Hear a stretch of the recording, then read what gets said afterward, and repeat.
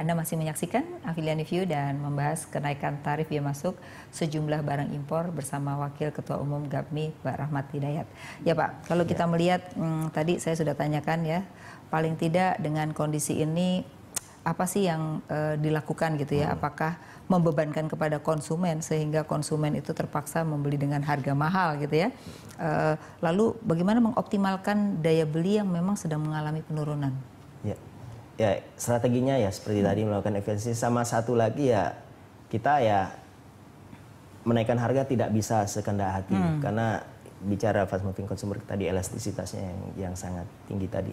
Nah ini kemudian ya strateginya salah satunya adalah sizing, resizing. Betul, betul. Jadi ini demi apa? Demi affordability. Jadi harga nggak dinaikkan, tetapi size-nya diturunkan sedikit. Iya. Tetapi ya bagaimana caranya secara psikologis konsumen masih tetap bisa menerima, itu salah satu strategi yang ditempuh juga. Ya, memang itu yang ditempuh ya gitu. Ya. Oke, nah kemudian baru-baru ini pemerintah sebenarnya di satu sisi akan meningkatkan PTKP pajak kepada masyarakat supaya masyarakat daya belinya meningkat ya. Tapi di sisi yang lain baru-baru ini juga pemerintah mengeluarkan tentang biaya masuk barang impor ya.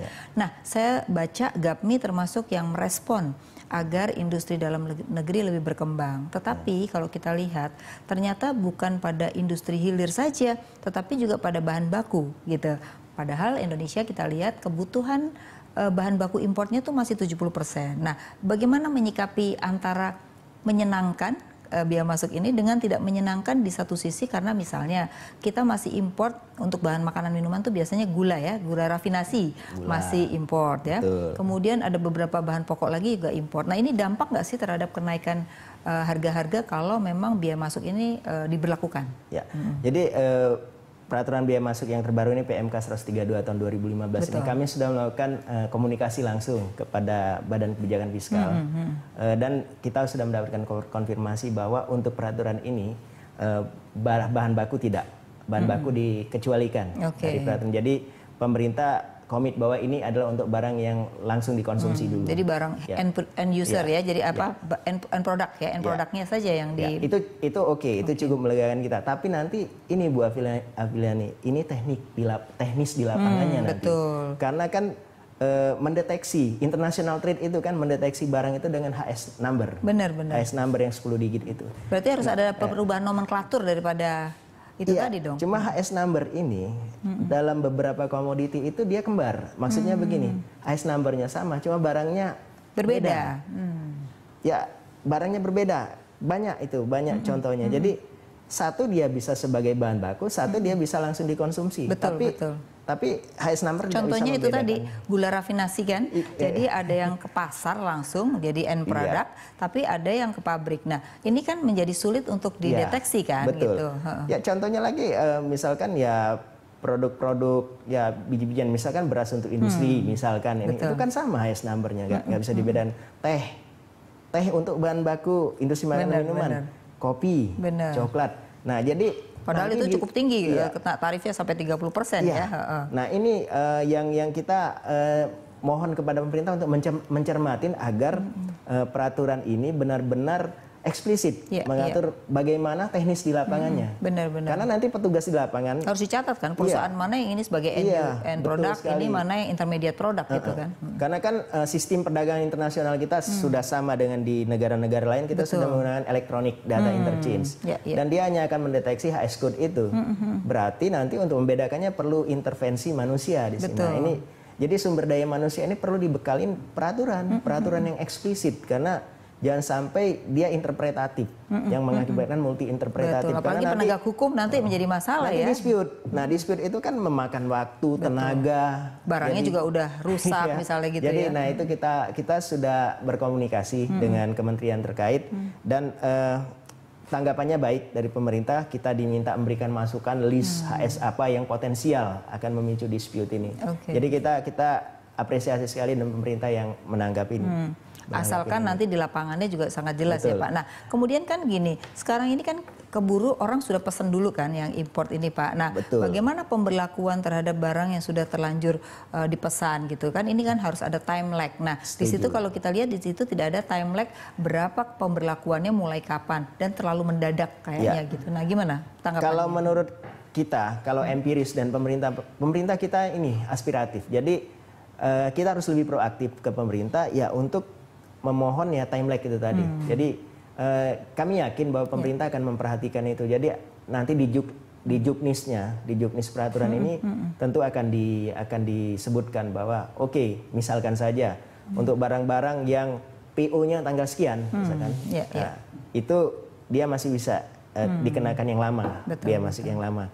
Nah, karena nanti ini akan jadi pegangan petugas di border, di lapangan. Ya, borderline itu bea cukai misalnya. Dia bisa punya pegangan yang fix bahwa oh oke, ini bisa kita lewatkan dan biaya masuk yang lama. Mana yang tidak? Kalau yang ini nggak bisa. Jadi salah satu patokannya bisa tanggal PO atau tanggal bill of lading misalkan. Nah, biasanya antara PMK yang dikeluarkan dengan juknisnya itu kan biasanya membutuhkan waktu, itu pertama. Yang kedua, seringkali birokrasi di lapangan itu seringkali terlambat untuk mendapat pengetahuan tentang hal ini. Nah, ini yang seringkali menjadi persoalan bagi pelaku. Sedangkan pelaku kan tidak bisa langsung ke BKF gitu kan. Mereka hanya pada tataran aturan. Nah, ini apa yang dia menghadapi birokrasi di lapangan yang saya rasa ini buat pengusaha semua menjadi keluhan gitu.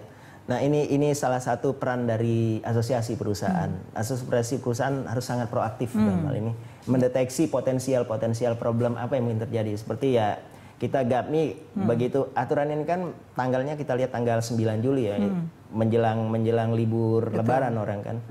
Ya kita berhubungan via email, via WhatsApp sesama pengurus, lihat potensial problem apa dan kita langsung mengirimkan komunikasi ke pemerintah mohon bertemu untuk menyampaikan aspirasi. Jadi sudah sampai bertemu dan diskusi ya. Apakah sampai hari ini sudah keluar aturan teknisnya sehingga aman bagi importir? Karena ini banyak juga pengusaha yang mungkin pengusaha menengah kecil yang tidak langsung ke GAPMI ya, itu banyak pertanyaan bagaimana dengan import yang sudah terlanjur gitu. Nah, ini apa ada belum kalau aturannya itu belum dikeluarkan. Jadi kita terus keep in touch. Jadi dengan pemerintah ya kita mohon sesegera mungkin. Jadi seperti aturan teknis di lapangan yang eksplisit tadi untuk membedakan bahan baku dan barang konsumsi. Karena kan sudah jelas pemerintah komitmen bahwa yang dikenakan sekarang ini adalah barang konsumsi, bahan baku tidak. Betul. Jadi kan kalau kita lihat sebenarnya arah pemerintah dengan kebijakan ini adalah sebenarnya substitusi import sebenarnya kan arahnya ke depan ya kan. Salah satunya itu. Lalu apakah upaya yang dilakukan juga oleh pengusaha ke depannya supaya barang intermediate dan juga barang bakunya itu ada di dalam negeri supaya hulu hilir itu memang bisa kita lakukan sendiri. Nah, ini ada nggak upaya-upaya perusahaan untuk ekspansi ke hulu atau ekspansinya ke intermediate gitu? Mungkin beberapa perusahaan, tapi saya yakin sangat kecil jumlahnya bisa melakukan ekspansi seperti itu. Biasanya perusahaan itu sudah sangat terspesialisasi berdasarkan keunggulan kompetensinya. Jadi dengan demikian benar-benar perlu perencanaan yang lebih holistik. Jadi misalkan, saya kasih contoh aja komoditi, misalkan kedelai. Kedelai kan kita nggak bisa untuk tidak impor, karena ke dalam negeri mungkin masih di bawah 50% kecukupannya. Jadi, tapi nggak mungkin perusahaan makanan dan minuman, industri makanan dan minuman, dipaksa harus integrasi ke hulu, misalkan. Karena mereka nggak punya kompetensi, terus juga strategi bisnis mereka dari awal. Ini menarik yang Bapak katakan kedelai, mungkin seperti Tiongkok kalau kita lihat ya, dulu dia menciptakan sendiri kedelai, tapi mereka melihat ke depan ini air kan akan krisis, sehingga sekarang mereka impor kedelai dari luar, tapi mereka menguatkan dari sisi hortikultura, sehingga sekarang hortikulturanya ekspornya besar, nggak apa-apa dia impor gitu. Artinya substitusi importnya tidak dilakukan, tapi dengan barang yang lain gitu. Nah, ini kan mungkin perlu kita contoh ya. Hal-hal strategik seperti itu yang perlu dipikirkan. Jadi tidak linear aja berpikirnya. Jadi berpikirnya lebih lateral ya. Itu yang dibutuhkan. Mungkin saya tanya nanti di segmen berikutnya adalah nilai tambah dari industri dalam negeri itu berapa persen sih nilai tambahnya, dan apakah memang perusahaan makanan minuman juga menjadi kontributor dari eksportir ya, atau menjadi eksportir gitu, supaya juga kita tidak hanya untuk produksi dalam negeri tapi juga menghasilkan devisa ya. Tapi kita harus balik lagi. Ya pemirsa, tunggulah sesaat lagi karena kami akan kembali untuk Anda.